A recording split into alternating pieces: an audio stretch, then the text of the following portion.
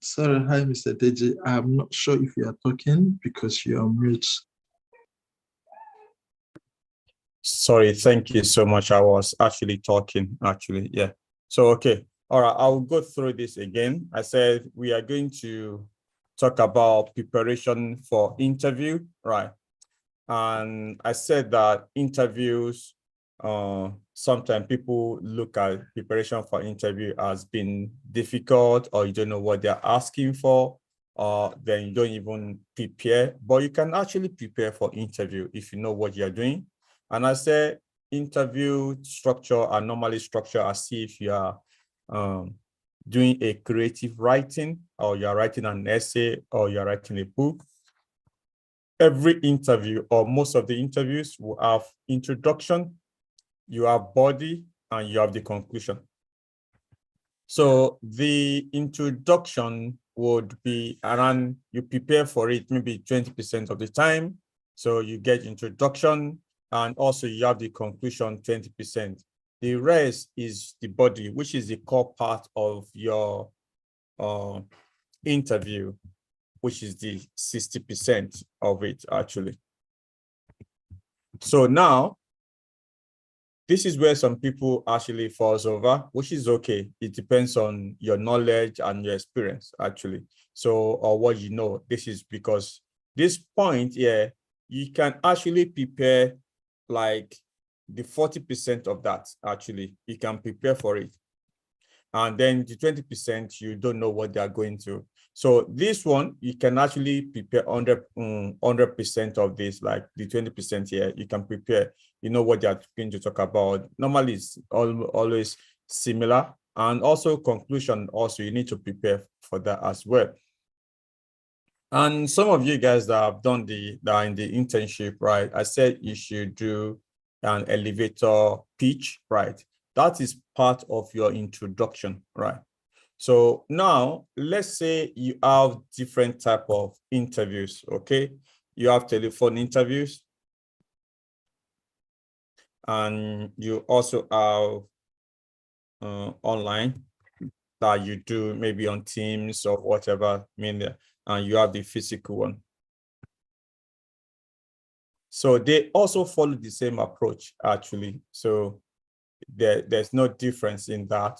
The only thing is like you need to know the physical one, you need to know what you need to do, what you need to portray, the online, and also the telephone. More often, the telephone, you need to know that people need to hear you clearly, and also they need to hear your expression from your voice, right? If you are the one that always smiles, they need to also know that from the tone, from your voice, they can know that you are actually smiling, you are actually pronouncing your word properly. Do you get like that? So online is a bit easier because they can see you, they can see the physical expression and everything, so which is good.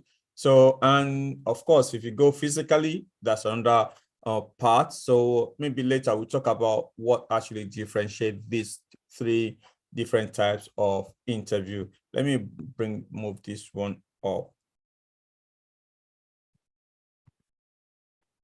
And also in each one of these, the introduction will be different, right?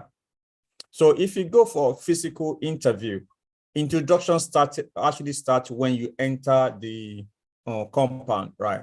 The way you see, the way what you dress, what you wear, and the way you greet people, and even some people will look at, okay, how you actually shook their hand, whether family or in a as a lame person or something like that. It also sends some signal. The type of clothes that you wear actually also very, very important.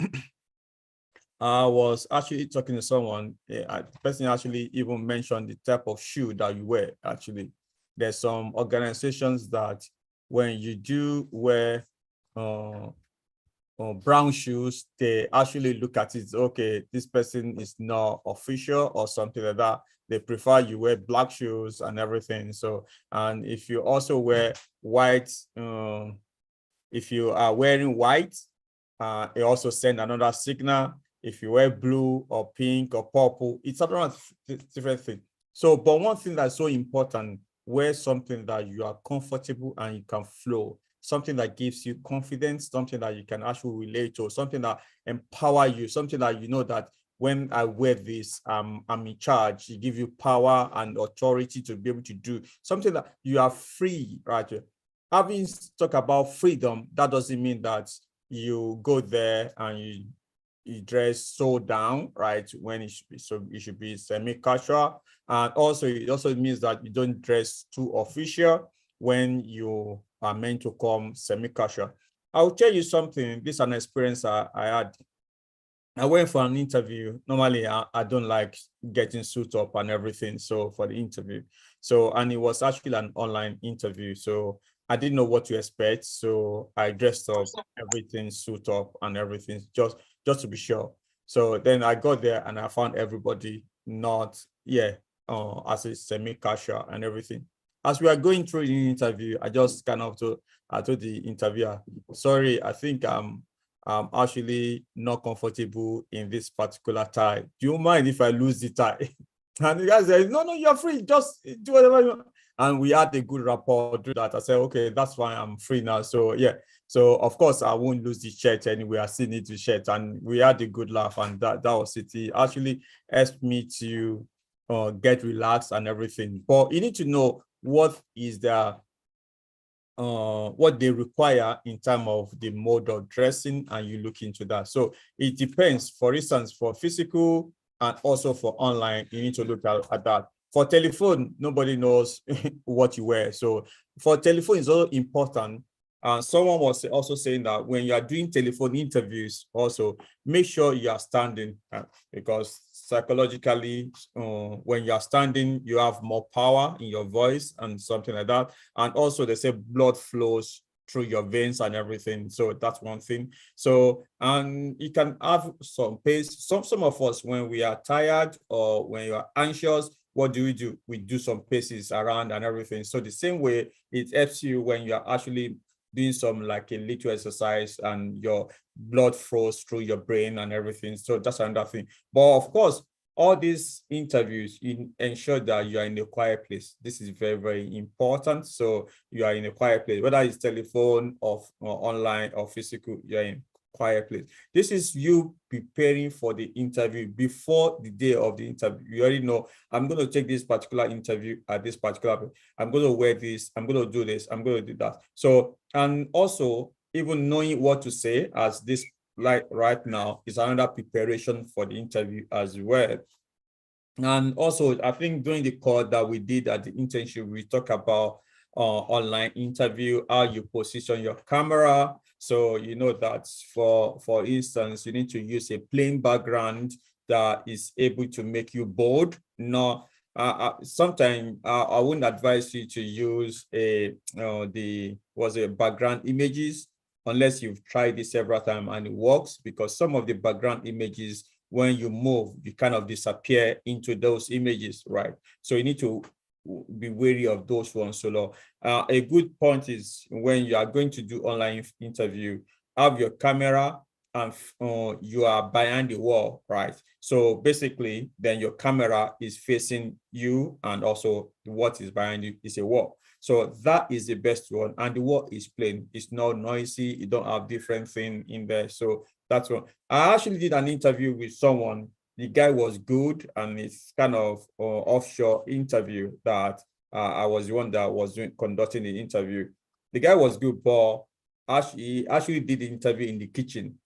I can see the pot, I can see the spoon, I can see, it was kind of distracted. I was distracted with that, to be honest. So, and it was like, why do you want to do an interview inside the kitchen, right? And the kitchen was like, when you are looking at the pot and everything. So it was like, oh, guy, it should be professional, actually. So just have a wall and that you can sit down, and yeah, and that's it anyway.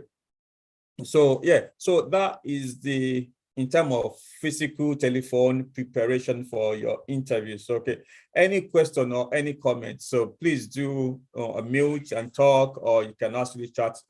Let's make it interactive if that's okay. Let me pause there, and yeah, any question on this one that we said, what happens before the interview starts, actually. So we're going to talk about on the day of the interview, before you start the interview. And also, you need to also know that you need to know about the job. You need to read about the job spec. Know all the information that you need to know before the day of the interview, so that you don't just go in there and you look at, okay, I'm applying for a BA role and you've been called for a QA role, and you start to talk about different things. So, and hopefully, so some people might have 2 or 3 CVs. Actually, you don't even know the CV that you are using, or they called you. Ask for the CVs. You can ask and say, oh, let me, you can ask for the agency, which copy of my CV did you send, so that I can be able to see that. Okay. So, so that's one. Any question or comment on this one? So before I move to the interview proper.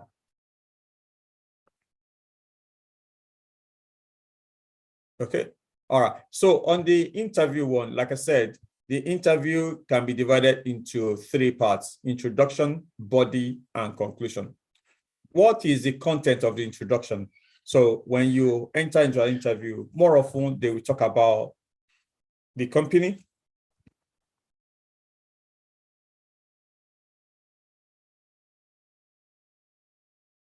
They talk about the company, what type of company, what did they do? And so that forms part of the introduction. In some cases, they might ask you about themselves, right? So, or they will have given that to you, right? So, and also the project is another thing, what they are going to talk about, the team, right? So, but one thing that you can look into is like this company, you can Google them out, right? Look at their Facebook page. Look at their Glassdoor review.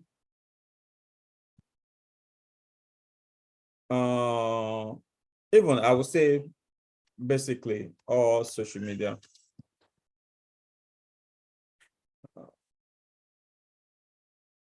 I want to put LinkedIn specifically here, even though it could be tagged social media, but this is very, very important. So you look about at their LinkedIn. Glassdoor is also good because you can get the reviews, what people talk about them and the likes of that. So you can also look at other reviews, right? So about the page. Of course, very, very important, the company page is a good place to first start with. So company page, website. So what is going to happen, like they might talk about what they do. So on the company page, you will look at their products. You look at about us. And more often may have services, and also maybe people or management. So when you're talking about what you've done, okay, I know you do this product and you also offer this service, and John is your blah blah, and it also shows that you got interest in the company, you've done your research, you know what it is about the company. That's another thing. Oh, I just found that there's a post on your social media yesterday about the shares going up, or there's a so you can actually talk about that. Oh, I also read a review up on Glassdoor about your company. It seems there's a better place to be. You've got a good review. For instance, James that worked in your company also says something like that. So the same thing around LinkedIn as well. You can look into what their posts on LinkedIn, relevant jobs they have, and also as well as review that the company's reviews. Also, you might also want to check them up on Company House as well to actually see what they are doing. Some of them will prove their accounts in there, and you can see whether they are healthy or not, or so that's one thing that you might also want to look into. Then another thing is the project. What project are you going to be doing, right, or going to be involved in? Some of them, they will explain their project, or they will say, okay, we are involved in this particular project, we do prep major, it's actually this particular company, even though the company might be different from the project, because some of the company may have big names and you're only going to do a part of what they are also doing. So you need to know the project and also the team that is involved in that. you can get this information outside. You can get this information from them, right? Or you can get this information also from the recruiter, because some of them will tell you, oh, you are going to be involved in this particular project. So in this project, they'll tell you the details of the project. And you might also want to know what are the skills that you require for this particular project, and let's say tools or technical stack that they use as well. So that's one thing that you can also get from there. But it's something that I will tell you, this also could form part of the conclusion anyway.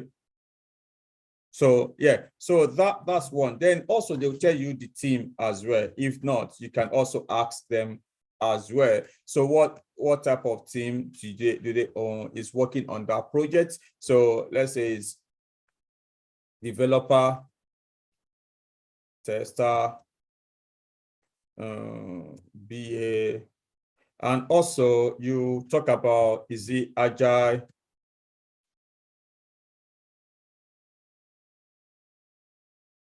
Or waterfall? They can talk about that as well. So this is the introduction, right? So, but if you have that information, you can speak about this in the introduction. And we are still talking about the company anyway. So now they might start this with them or with you, or they can say, okay, they go through all this first. But if they go through that, you can chip in what you've said, you've actually researched to say, okay, let's say they talk about the complaint, blah, blah, blah. And can say, oh, I read this, I did that, then that's fine. So another thing that will happen on the introduction is about you.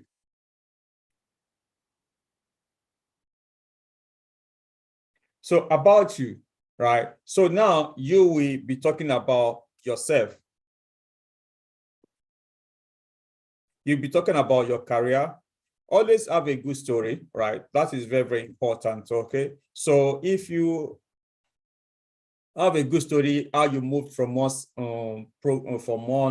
field to the other, I think it's a good thing. So for instance, when I say, okay, I go for an interview and I tell them, oh, I started my career as a developer, then I moved into QA, then I also kind of did Scrum Mastering as well along the line. So to be honest, I would say 70% of the time they ask me, oh, why did you move into QA?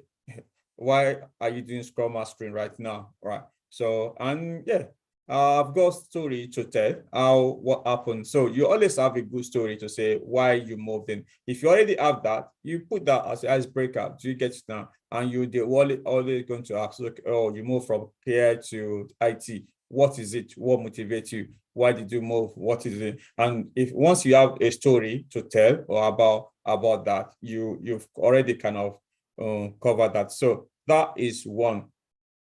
You also talk about the skills that you have, so, and your experience. Now, there is a tool that I normally use for this, right? Now, that I used to prepare. It's called mind map, okay? So before you go, you always prepare this, right? Mind map, I think it's even, sorry, at the top actually, about yourself.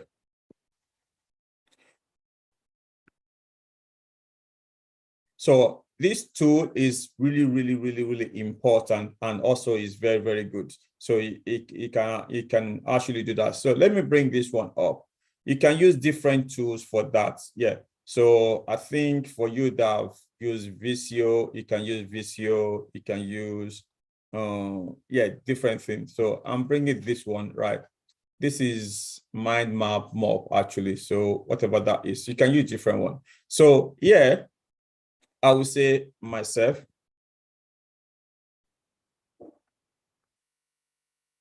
or let's say me. Who is me? So then linking to me, what have I done? What is my skill?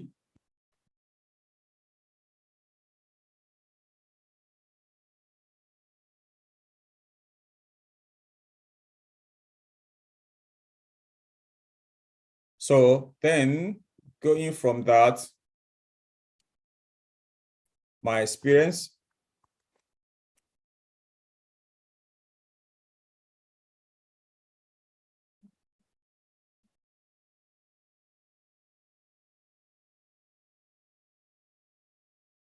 Then what else do I need to talk about in that? I'll talk about education. So basically, you look into your CV, right? What are the things that you put in your CV, right? So skills, education, experience. Then let's move to tools. Okay, all right. So maybe some people might not know what I am using. So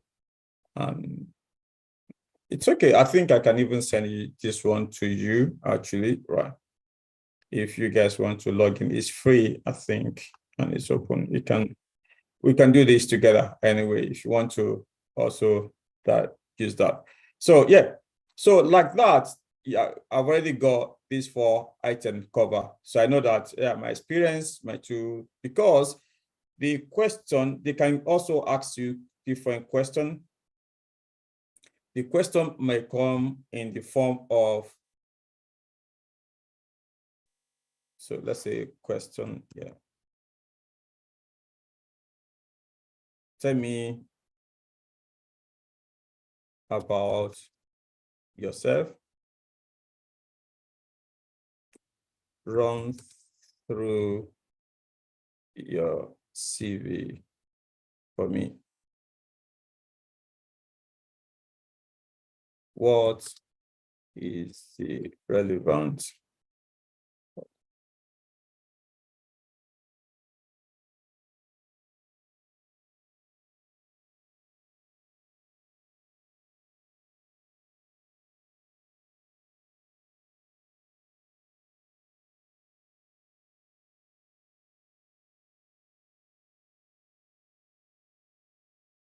So it can form in different forms or folds, whatever that is. So they can ask you any like that. Okay. So, and yeah, the answer is always the same, talking about yourself. So, and maybe I should just put this back here. Okay. So you always talk about yourself. Who are you, your career skills and everything. So that's why actually bringing this particular tool out, right? Now, talking about, let's focus on experience. Experience now, you now look at, okay, where have you worked? I've worked with, let's say, HSBC. Oh, okay.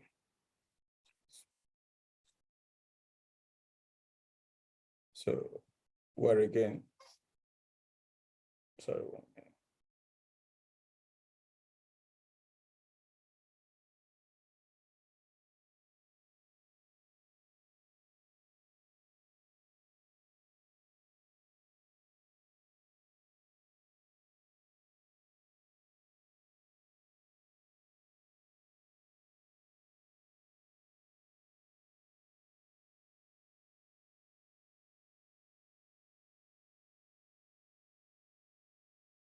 Okay, so now also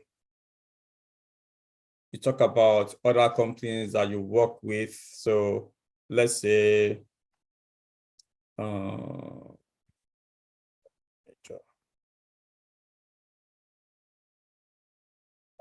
also worked, no, not that one, this one. Blue sky.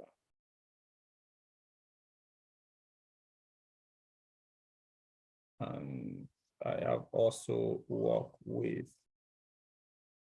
what's that one? So what about, let's say,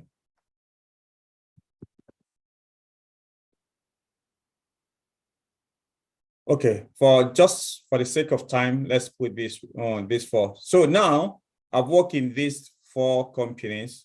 So the next thing I need to add is, what are the projects I worked on this company?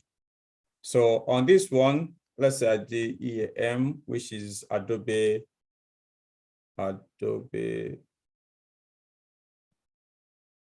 Enterprise.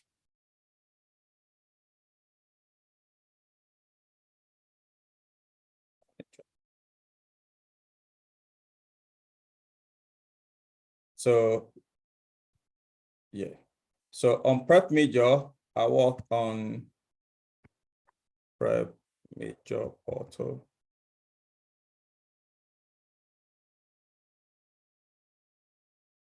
On Blue Sky, let's say I do students admission. So Rabobank, I did KYC projects. Okay. And each one of them now, what are the skills I used? So which could also link to this one, right? So you can put them here and say, what are the tools that you use on this project and everything. But we can as well leave that and come here and say, what are the different tools that you've used? Okay. I use Azure. There we go. And I use Jira. And I've got knowledge of Balsamiq.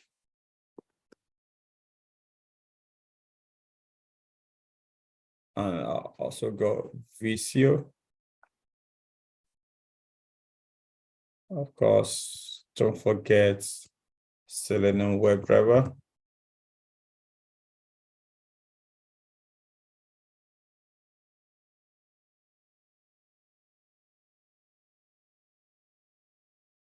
And you put all those ones as well, a lot of them anyway. So another thing, okay, in terms of skills, what do I have?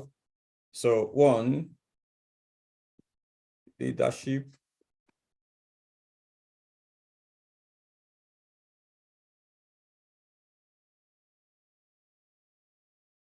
Communication.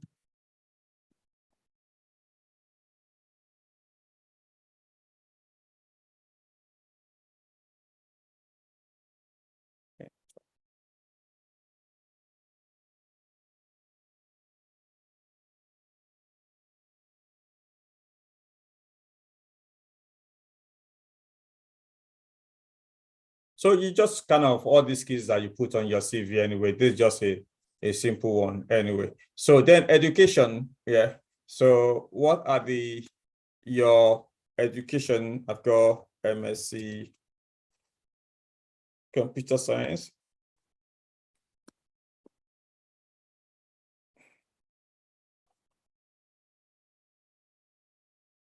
Executive. Of course, you can put the name of the school anyway. So yeah. So and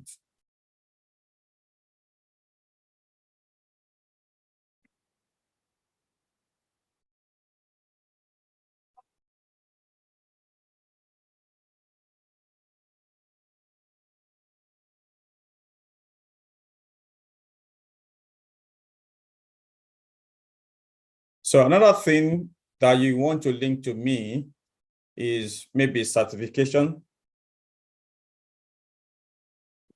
that you have. So, and you can put that in there.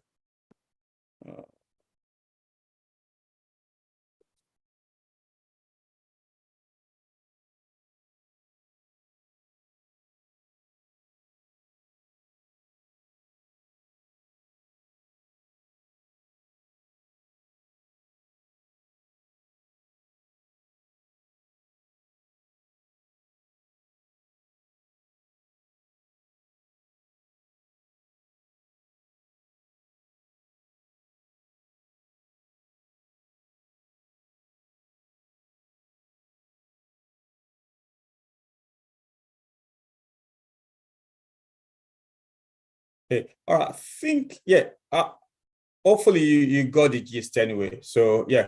So quickly, what I can do is let me share.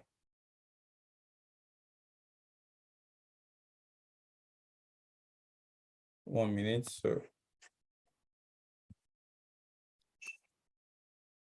I just want to share my LinkedIn. So see how this will match with your CV, basically. So, okay, 1 minute.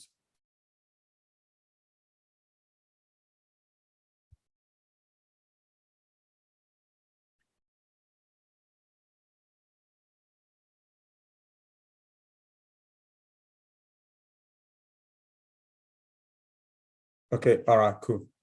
So, okay, let's do this then.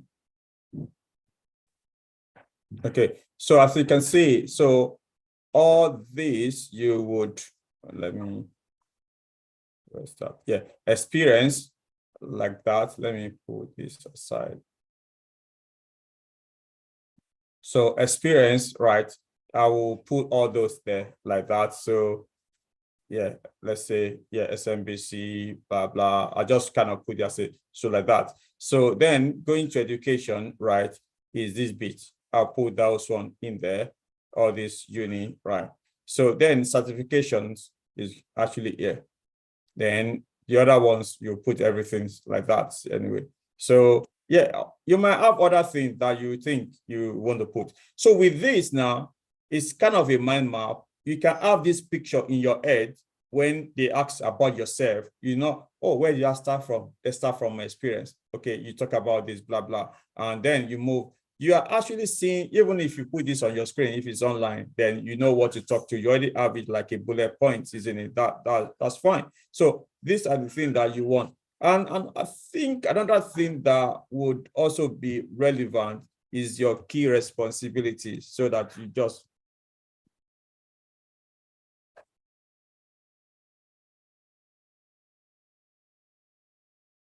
so you can put those ones in there. So what are the key responsibility? Facilitating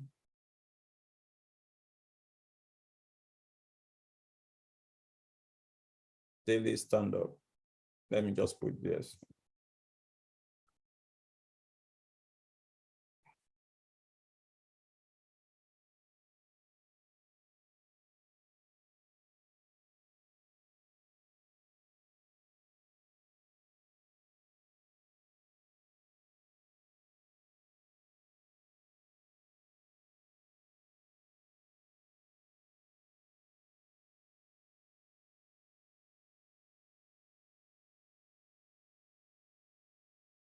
So on and on like that, you put all those ones so that you can have. So with this, even if even you got a call from an agency, quickly you can go through this like that, right?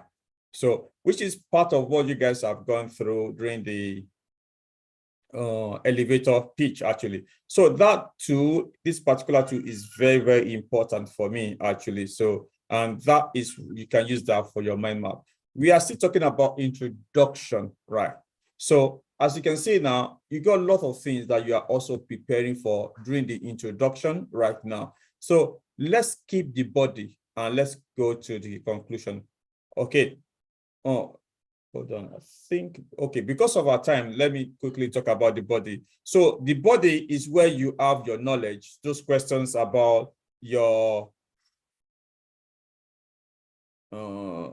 think, let's say scenario based.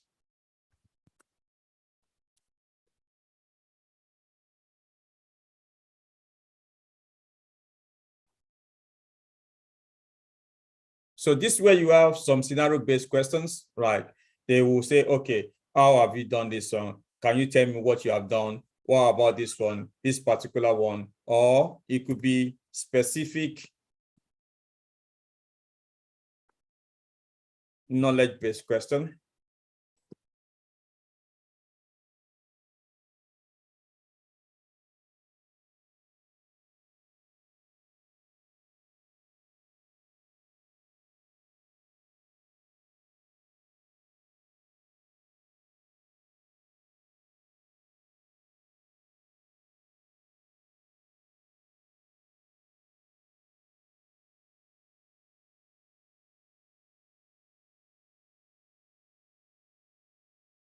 So yeah, scenario based, and also, yeah, for scenario based questions, you need to have a good story.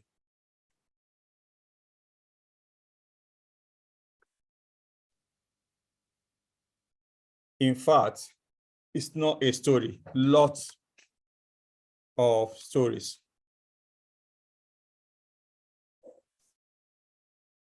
So, and because why? Because stories sell. That's where you have Hollywood and Nollywood, right? Or Bollywood. It's a big market. So you need to have your own stories or what's that? Hollywood story. So you need to have that. It's very, very important to write a good story, actually.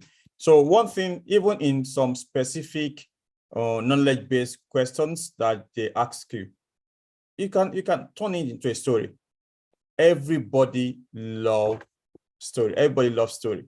Yeah. Everybody loves story. So, and that is very, very important.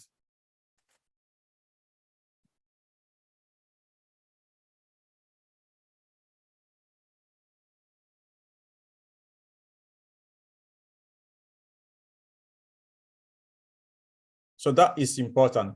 So, and you need to have stories. It's good to answer question directly, but it is better to answer question with scenarios.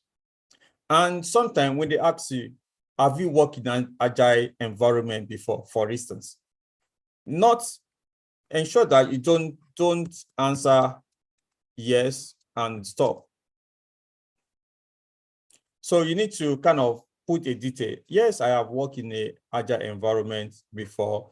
While I was working with Prep Major, it's actually an agile environment. The project is blah, blah, blah, blah, blah. And I work with a Scrum Master, or I was the Scrum Master, and I also a BA within my team. It's a team of 8 people, and you be, yeah, detailed.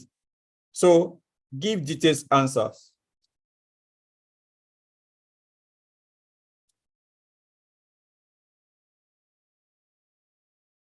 And also important, know when to stop. Know when to stop. If you don't know when to stop, ask them if you should continue.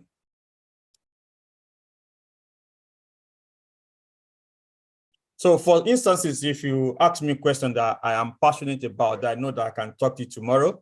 So, and I've started to talk, and sometimes it's good to have like 3-minute rule. If you have spoken more than 3 minutes, check yourself, and you still have more to say, and just say, I still have more to say on the topic. If you don't mind. However, if you want, I can stop here.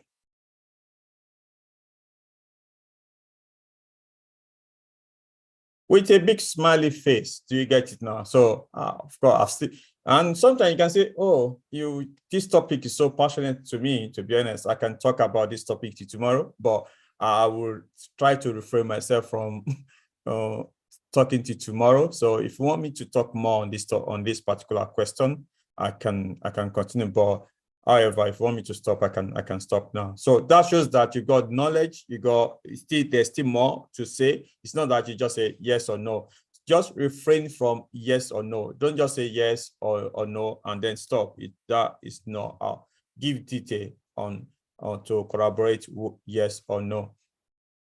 And okay, I think I said that I'm going to give time for people to ask questions, and yeah.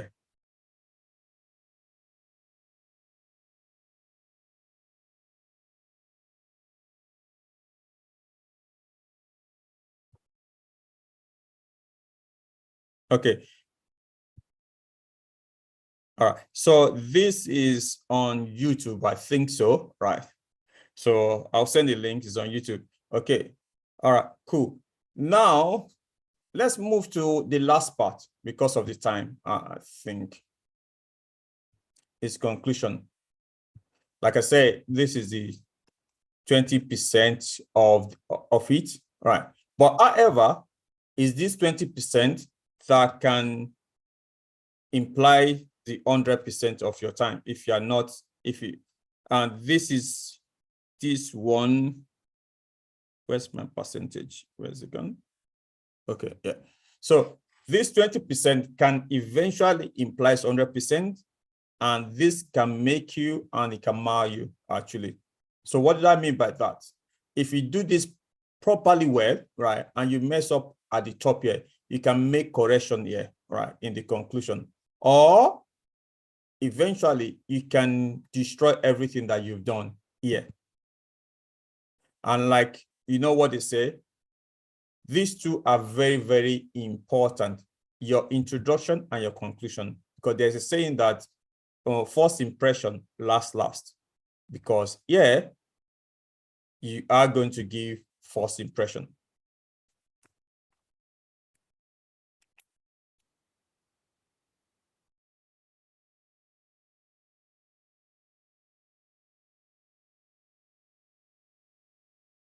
And they say it last.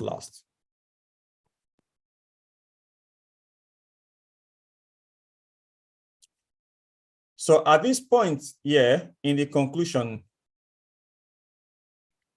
so this is where they say finishing matters, right?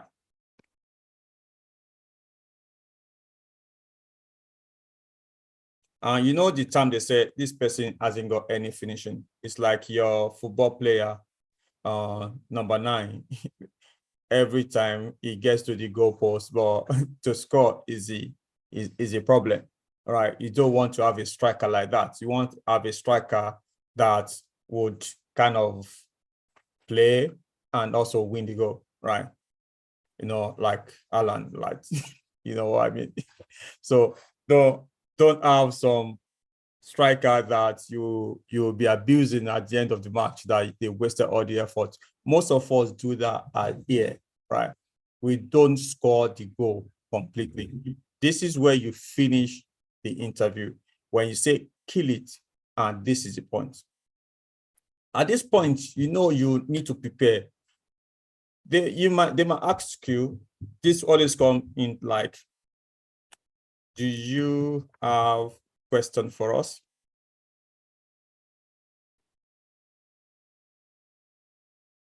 So you need to prepare questions, right? I would say prepare 5 questions. Let's say 5 to 7 questions.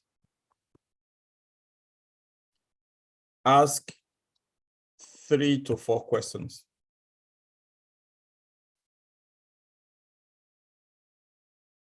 And if it's more interactive, to be honest, there's nothing saying you should ask more. You can ask more, because it just shows that you are passionate about the company.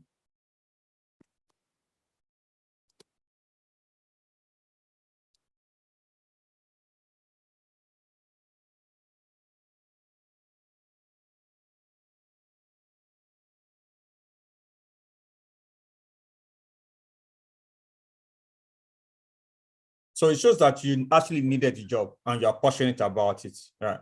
So, and it's very, very important to kind of look into what you have at the top, right? Yeah, to use that to answer questions.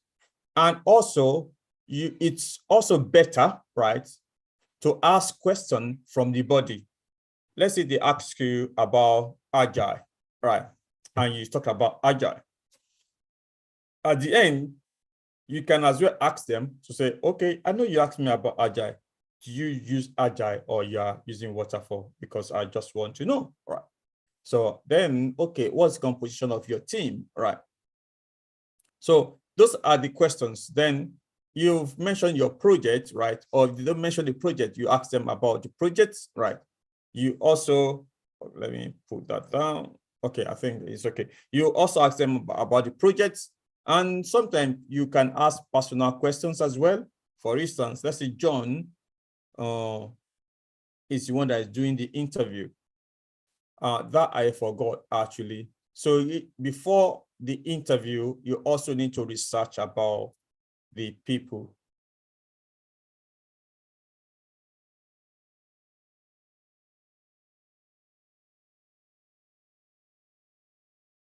You need to research about the interviewer. Look up on LinkedIn. So because you can actually, oh, I think that you've been with the company for 5 years now. Oh, what actually thing that actually enticed you about the company? So that's another thing that shows that you've kind of gone to do some research. And sometimes you also look at, oh, I know that you are, let's say, an MVP, right? You know, oh, okay. What is that? How do you get? So sometimes if you ask personal questions, some people get attached to you that, oh, this guy knows me, or they can even, some people can talk to tomorrow about themselves, right? In that. So this is where you kind of start to finish it, trying to create a rapport with that particular person. Oh, I saw that you work with so company.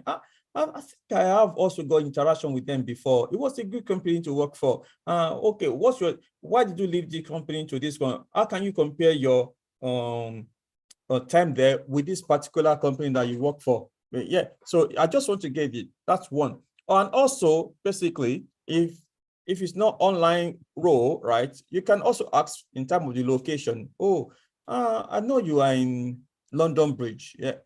During lunchtime, where is the best place to get lunch? Or if I want to go out for gym or something, do you have a?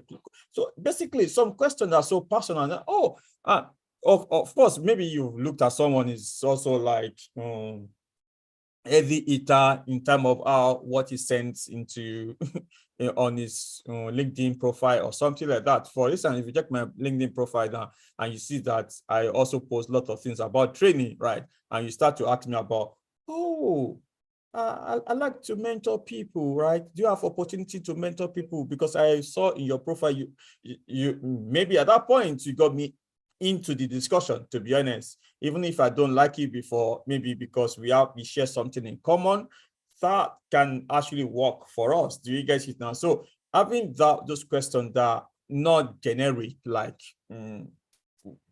all those questions. So question that's related to how the interview has gone.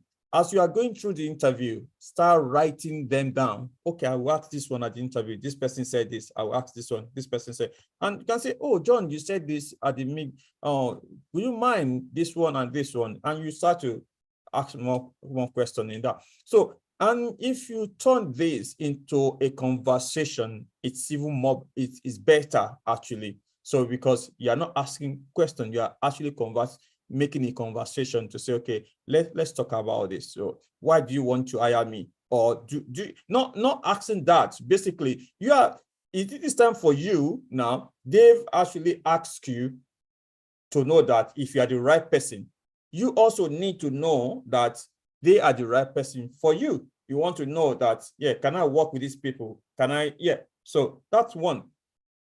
And it's very, very important for you to know that. So having said that now, okay, so there's some questions that, did they send details of people who will be holding the interview? Yes, they do, right? Some of them, they do say, okay, you're going to speak to John and James, and some agency will even send you the LinkedIn of those people that you should look into them, right? They do that as well. So that, yeah, I think someone is asking if they send the details of the people. So they may not send the name, right? They may not send the LinkedIn, or they will send John Smith, and you can go and on LinkedIn, they look for John Smith that work with Smith Company. Yeah, you get him there. But even some of them go and they send the link to you anyway, so you can check anyway. So that is that. So, and one thing that you should not do, which I think some people will mark down, is when you go to LinkedIn, right, and you see John Smith there, and you start to say, hey, I want to befriend you, to connect to me. I think some people actually find it, okay, are you trying to buy me to your side or something like that? So don't do that actually. So, and I think you can view the profile, but even if you don't want them to see, you can even view the profile anonymously, right, without logging in, right? And you just go in there and view the profile without you logging in, so that they don't even know. But again, I don't think it's bad to know, because you can even come back on to the interview and tell them that, oh, I checked on you, right? And sometimes I go in there, I checked it, because sometimes some of them might see that I checked them and they go and check me as well. So they know who I am before the interview. Yeah, exactly. So we know each other. We are not hiding for each other. So that's one thing that you can do, depending on what you feel like doing. So that's it. So, okay, that is mine. I think I've actually talked a lot, actually. So I'm going to stop here. If you have any question, please do ask now.